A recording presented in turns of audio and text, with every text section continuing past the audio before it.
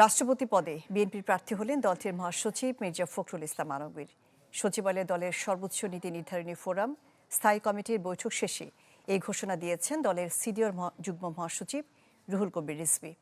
সেই সাথে দলের মহাসচিব ও স্থায়ী কমিটির পদ থেকেও পদত্যাগ করেছেন মির্জা ফখরুল। নগদ নিয়ে এলো হার না মানা হার অফার। সর্বনিম্ন 10,000 টাকা রেমিটেন্স নগদে পাঠালে থাকছে স্বর্ণের হার জেতার সুযোগ। এ নিয়ে জানাতে ঠাকুরগাঁও থেকে যুক্ত হচ্ছেন ফাতেমা ছোগরা। ফাতেমা ছোগরা, যেমনটি জানাচ্ছিলাম যে রাষ্ট্রপতি পদে মির্জা ফখরুল ইসলাম মনোনীত হয়ে উচ্ছ্বসিত জেলাবাসী, তাদের আবেগ অনুভূতি নিয়ে যদি আমাদের জানাতেন।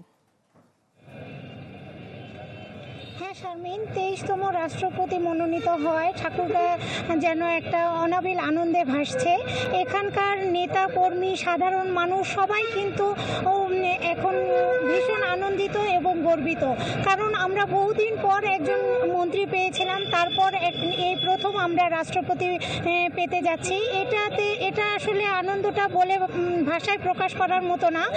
তো আমার এখানে আমি এখন আছি ঠাকুরগাঁও বাস স্ট্যান্ড এলাকায়। এখানে আমার অনেকেই আছেন উপস্থিত, আমরা তাদের মুখ থেকে একটু শুনি যে মির্জা ফখরুল ইসলাম আলমগীর যেহেতু ঠাকুরগাঁয়ের সন্তান, তিনি রাষ্ট্রপতি মনোনীত হয়, কেমন বোধ করছেন?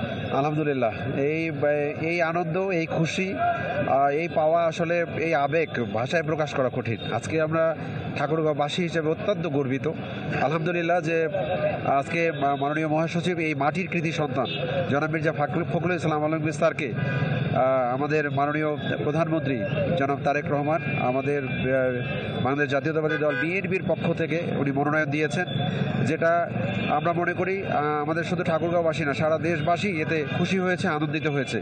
এবং আপনারা জানেন যে আমাদের জনাব মির্জা ফখরুল ইসলাম আলমগীর স্যার দীর্ঘ সময় এই দেশের জন্য, মানুষের জন্য কত ত্যাগ এবং অবদান তার রয়েছে। উনি যেভাবে এই দেশকে এবং এই দেশের জন্য, মানুষের জন্য কাজ করেছেন, আজকের এই মনোনয়ন অত্যন্ত যৌক্তিক।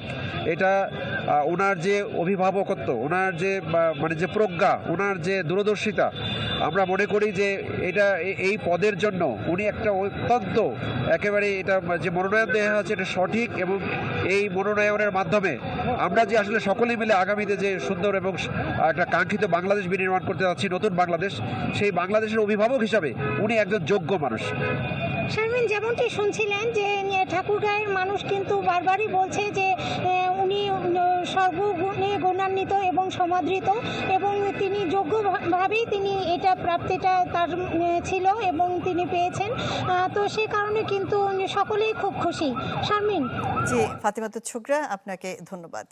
ঠাকুরগাঁ থেকে আমাদের সাথে যুক্ত হয়েছিলেন ফাতেমা ছোগরা।